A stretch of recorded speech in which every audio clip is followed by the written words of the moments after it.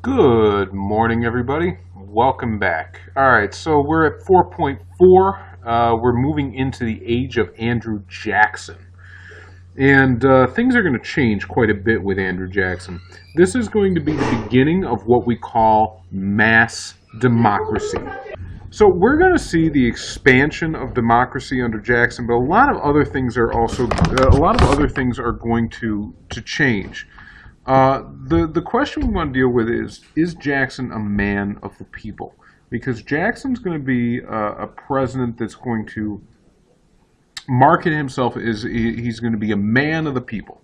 He's going to be what we call a populist. Now, if this term sounds familiar, it's because this is a term that's been thrown around a lot with Donald Trump and the news media. All right, a populist is somebody who appeals to themselves as a man of the people. You know, they're not an establishment figure. They're not somebody who is like everybody that came before. They're going to be somebody different. Now, Jackson is going to put himself out there as that. He's going to be a man of the people. He's going to be somebody different than anybody that was before.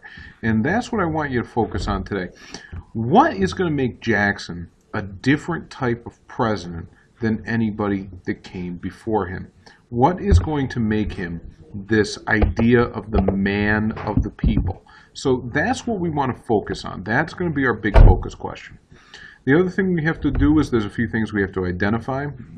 We have to look at the corrupt bargain of 1824. You're going to have to look into John Quincy Adams, Old Hickory, the spoils system, and of course, mass democracy. We're in chapter 13, beginning on page 248 in the textbook, and this module is going to take us to about page 255. All right, so let's begin. Let's jump right into the election of 1824. The good news is the election of 1824 is going to break the Virginia dynasty. We have to remember there's a lot of concern up until 1820 of what we call the Virginia dynasty. George Washington, Thomas Jefferson, James Madison, and James Monroe, 4 out of the first 5 presidents of the United States, all came from Virginia. So there's a lot of worry in the country that there is a dynasty that's developing where one state is controlling the executive branch. And that became very worrisome to a lot of people in the country. So in 1824, we don't have anybody running for office that's from Virginia. That's a good thing. We got a 4-way race. We have John Quincy Adams, who was the Secretary of State under James Monroe. Very successful Secretary of State. This is the man that diffused the situation with Spain and negotiated the sale of Florida. After Andrew Jackson almost made us go to war with Florida. He is also the man that basically engineered the Monroe Doctrine. It's called the Monroe Doctrine, but Secretary of State is the person that controls the foreign policy, and John Quincy Adams was the one that engineered that. We got Henry Clay. Okay, we've got the Kentucky congressman, author of the American System. He's stepping into the fray. William Crawford, who is a Southern politician from Georgia, and then we've got the hero of New Orleans, Old Hickory himself, Andrew Jackson, stepping in to run for president. Okay, he had no political experience. He's from Tennessee. He's a Westerner. But he's going to be running for president. He's also a general, so we got to remember that. So what happens in the election of 1824? Well, we run into the 12th Amendment. The election of 1824 is going to be one of the first ones where we're going to have an issue. The 12th Amendment to the Constitution states that if no one person gains a majority of the electoral vote, then the election goes to the House of Representatives to decide. So, what happened was, you had Andrew Jackson get 41% of the vote. He was the clear winner of the election. He got more votes than anybody else. But John Quincy Adams got 30.9%. And then Henry Clay got 13%. William Crawford got 11.2%. And then there were a couple other fringe candidates that got 3.6%. The end result is nobody had 50% of the vote. So because nobody had 50% of the vote, this is going to go to the House of Representatives. And the House of Representatives is going to decide it. Now, there is an issue. Henry Clay was the Speaker of the House of Representatives. Henry Clay, the same guy that ran for president, he won 13% of the candidate. He won 13% of the vote. So he's going to be the kingmaker in this election. He controls most of the House. He's the majority speaker. He controls the votes of most of the people in his party. So what he's going to do is he can basically throw this election behind whoever he wants. Now, he's not going to do it. He's not going to put himself in as president, because that would just be too ugly. The guy won 13% of the vote, and the country would be up in rebellion if somebody who won 13% of the vote became president. But Clay could not see Andrew Jackson being president. The man was brash. That we're talking about a guy that went and invaded Florida and almost started war with Spain, and took John Quincy Adams to go and defuse the situation and actually buy Florida from Spain.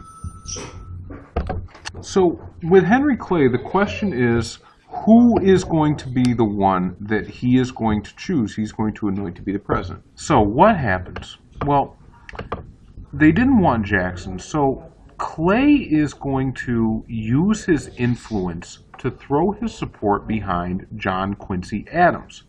He views Quincy Adams as the more presidential choice. The man was Secretary of State. The man had a level head. He was Harvard educated. Very, very well qualified. Probably the most qualified president we had up until that time. He's the son of John Adams. Basically, he had an entire career in politics, and he was basically set up for it. But here is the thing. The election of 1824 is... One second. So what's going to happen is Clay is going to throw his support behind Quincy Adams, but the people, the masses, the poor supporters, the guys that supported Jackson from the South and the West, they're going to see this as fishy. They're going to see this as, well, the man who won the most votes is not the president. So this is a corrupt bargain. They see it as something that is improper that's happened, where basically Henry Clay has made a deal with John Quincy Adams. So John Quincy Adams becomes president, and in exchange, Henry Clay became Secretary of State. Now, Secretary of State was kind of the stepping stone at that time to become the president. It wasn't the vice president.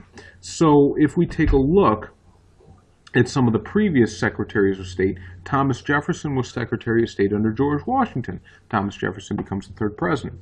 James Madison was Secretary of State under Thomas Jefferson. James Madison became the fourth president. Monroe became the fifth president, and Monroe was the Secretary of State. So you see that there is a pattern here. The Secretary of State becomes president. And everybody was thinking there's a corrupt bargain that is occurring between John Quincy Adams and Henry Clay. And the people are basically saying, well, this election was rigged. It was rigged against us. More people voted for Andrew Jackson, but he's not the man that got elected. So John Quincy Adams is going to become the sixth president of the United States. The man, as we said, was incredibly intelligent. He was Harvard educated. He had incredible references to be president. Secretary of State, brilliant record. But he becomes president under a scandal. This corrupt bargain thing is going to follow him. And on top of that, he's a very intellectual guy. He's not exactly somebody that can get down and relate to the people. So because of that, Congress is not going to work too well with Quincy Adams. He's not going to be able to get a lot done, and he's not going to be able to communicate his ideas to the people very well. He's going to be seen as somebody who is, for the rich elites. He's going to be seen as somebody that's in the ivory tower. He doesn't have any relation with the common people and everything. He's going to propose a national university. That's going to be one of the big things that he's going to put out. And he's also going to propose an astronomical observatory. So he wants to basically advance science and education. But this was seen by a lot as the government taking too active of a role. That would require loose interpretation, and a lot of people don't want that, and so a lot of his ideas are going to be voted down. They're going to be seen as like too elitist, too much like his dad. All right, so let's move on now to the election of 1828. Unfortunately, Quincy Adams is only going to be a one-term president. So just like his dad, he's only going to serve for one term, and when the election of 1828 comes, things are going to change. The biggest change that happens in the 1820s is the expansion of the popular vote.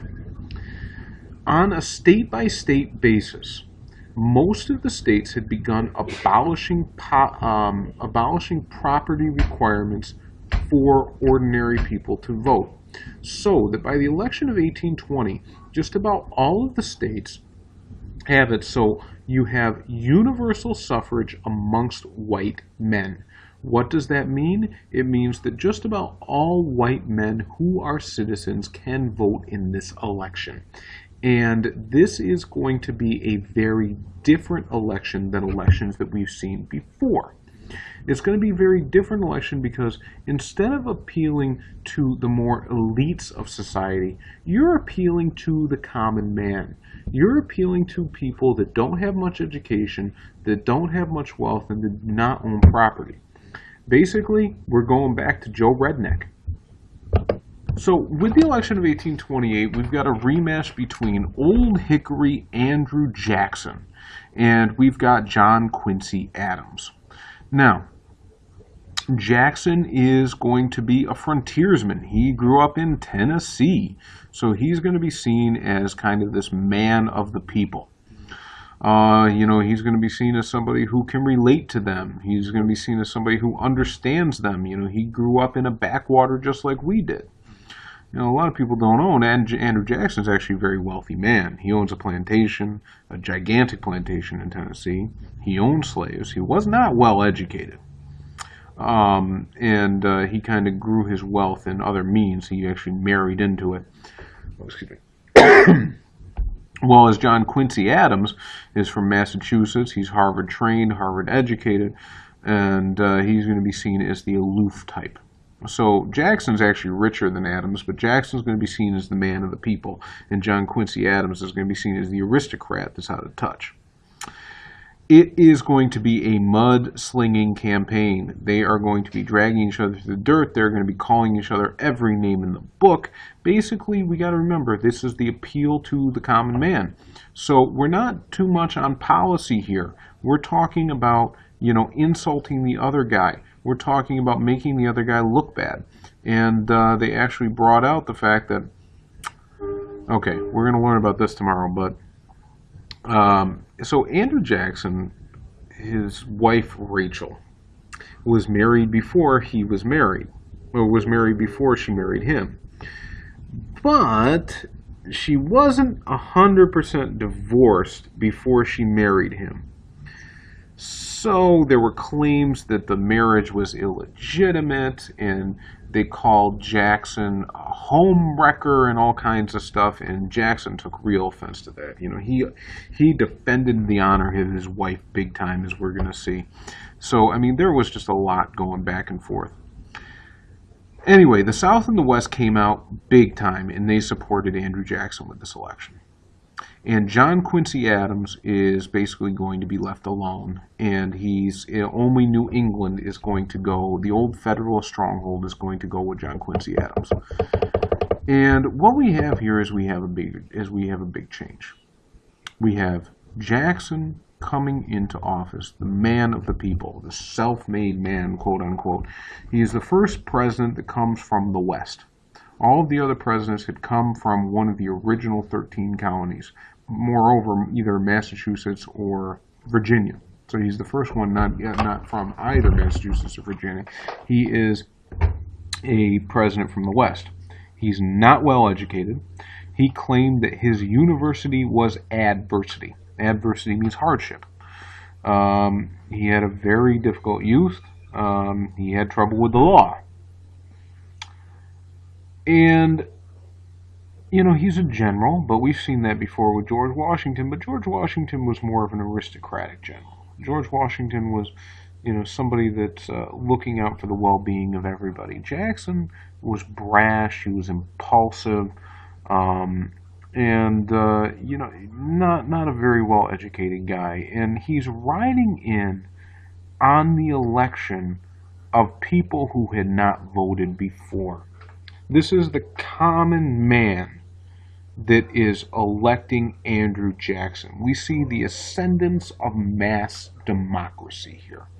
And this is the first time where you don't have an establishment that is electing the president, but the ordinary people, the ordinary populace, and they flock to Jackson in huge numbers. So he represents the ascendancy of the masses. To symbolize this, there was an inaugural ball, a party when Jackson was sworn in as president, and all of these common people, it was very different then. There was no Secret Service or anything like that. So all these common people, swarmed the White House, and there were so many people in the White House that got so mobbed that Jackson almost got trampled. Basically, he almost got suffocated to death, and he had cracked ribs just because there were so many people in the White House, to celebrate his party. And a lot of the people actually made off with White House silver and White House china. So very, very different presidency with, the common people is the thread here. And Jackson is going to take care of his supporters. He's going to take care of his common people. He's going to be the first president that is going to reward his supporters and his allies with jobs.